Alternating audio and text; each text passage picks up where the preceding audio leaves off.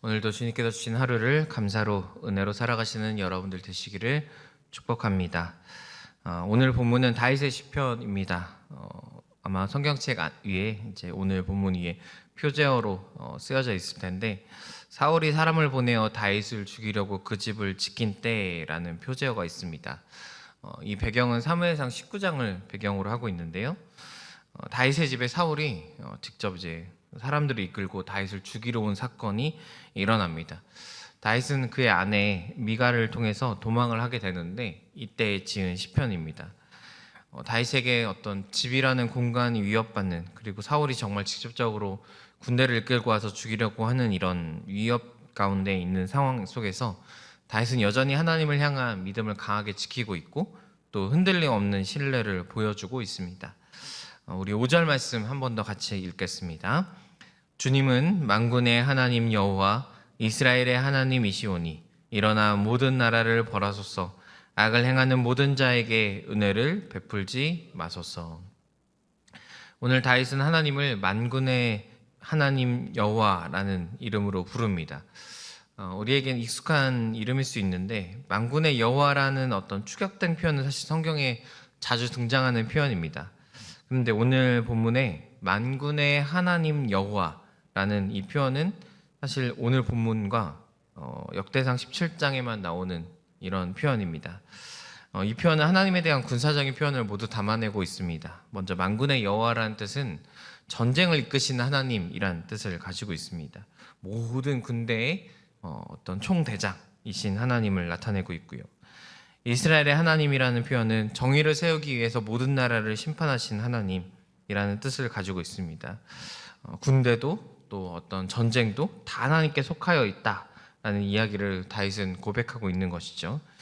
구약에서 하나님은 모든 군대와 또 운명을 좌지우지하는 군 통수권자이자, 이스라엘에 있어서는 모든 전쟁의 어떤 시작과 과정과 결과를 움직이시는 그런 모든 전적인 것이 하나님의 손에 달려 있었습니다. 지금 다윗은 혼자 있지만 또 사울은 그의 반면에 왕으로서 막강한 권력을 가지고 있는 상황이지만, 그럼에도 불구하고 이 전쟁은 자신의 힘과 사울의 어떤 막강한 군사력의 싸움이 아니라 하나님께서 주관하시는 전쟁이다. 이 싸움은 결국 하나님 안에 있는 전쟁이다라는 것을 다윗은 믿고 있는 고백인 것이죠. 우리의 삶도 어떤 산술적이나 통계적이나 과학적으로 다 설명할 수 없는 싸움들이 있습니다. 결국 내가 질 것 같은 전쟁이 있는데, 하지만 하나님은 이 모든 것을 뛰어넘어 우리를 이기게 하실 수 있는 만군의 여호와 하나님, 만군의 하나님 여호와 이스라엘의 하나님이신 줄로 믿습니다. 하나님께서 우리의 그 모든 것들을 뛰어넘어 이기게 하시는 것을 경험하고, 또 그것을 통해서 우리와 함께 하시는 하나님, 우리의 삶의 모든 전쟁을 이기게 하시는 우리의 하나님을 믿으시는 여러분들 되시기를 축복합니다. 다윗은 이것을 소망하였습니다. 우리 9절 말씀 한 번 더 읽어보겠습니다. 하나님은 나의 요새이시니 그의 힘으로 말미암아 내가 주를 바라리이다. 하나님은 승리를 믿고 있지만, 사실 이 다윗이 이 시편을 지을 때는 이 승리의 어떤 모습이나 승리가 주어진 건 아니었습니다. 그때 우리가 해야 될 모습은 소망하는 것이죠. 하나님께서 나를 이기게 하실 것을 믿고 그날을 소망하는 것. 그 상황에서 좌절하거나 멈춰서거나 그런 것이 아니라 하나님을 향한 소망을 잃지 않는 것. 그 소망을 잃지 않을 때 오히려 그 소망이 우리가 바라고 원하는 것이 찬송이 되어서 흘러가게 될 줄로 믿습니다. 우리 17절 말씀 이어서 함께 읽어보겠습니다. 나의 힘이시여 내가 주께 찬송하오리니 하나님은 나의 요새이시며 나를 긍휼히 여기시는 하나님이시니이다. 하나님을 향한 소망을 잃지 않아야, 하나님을 향한 이 시선을 놓지 않아야 결국 주님을 소망하고 그 소망이 이처럼 하나님을 향한 찬송하는 믿음의 삶으로 나아갈 수 있습니다. 오늘 다윗은 나를 긍휼히 여기시는 하나님이다, 하나님을 긍휼하신 하나님이라고 고백하고 있습니다.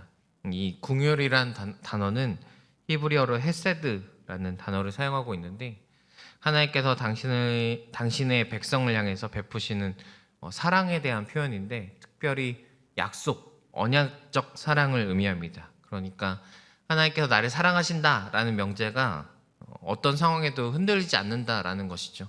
하나님께서 나를 사랑하겠다, 내가 너를 사랑한다라는 이 약속이 변함없다라는 것을 표현하고 있는 고백입니다. 앞서 얘기했듯이 지금 다윗은 집에 자신을 죽이려는 자객이 찾아왔습니다. 하지만 그 순간에도 다윗은 이렇게 고백하고 있는 것입니다. 하나님은 나를 여전히 사랑하신다. 하나님은 변하지 않으신다. 하나님은 나의 고난 가운데 나를 버리신 분이 아니다 라고 고백하고 있는 것입니다. 하나님의 사랑은 여전히 나와 함께하고 있다. 하나님께서 나를 사랑하신다는 그 약속은 지금도 변하지 않았다 라고 고백하고 있는 것이죠. 하나님을 소망한다고, 다윗처럼 하나님을 바라본다고, 하나님을 찬송한다고 우리의 문제가 당장 해결되지는 않을 것입니다. 그러나 우리가 그럼에도 불구하고 하나님을 소망하고 찬송할 때 우리는 다시금 나의 고난 속에서 함께 하시는 하나님을 발견할 수 있는 줄로 믿습니다. 때문에 우리의 고난 속에서 때로는 오늘 본문처럼 나를 위협하려는 어떤 사람과 세력에 맞서 나아갈 때에도 우리가 하나님을 향한 소망이 멈추지 않아야 할 것이고 하나님을 향한 찬양이 끊이지 않아야 할 줄로 믿습니다. 그렇게 하나님을 소망할 때 변함없는 하나님의 사랑이 우리에게 여전히 있음을 발견할 수 있고 그 사랑으로 말미암아 이겨낼 수 있는 줄로 믿습니다. 오늘도 우리의 인생의 모든 고난과 역경 속에서 이 하나님을 바라보심으로 이겨낼 수 있는 여러분들 되시기를 축복합니다. 기도하겠습니다.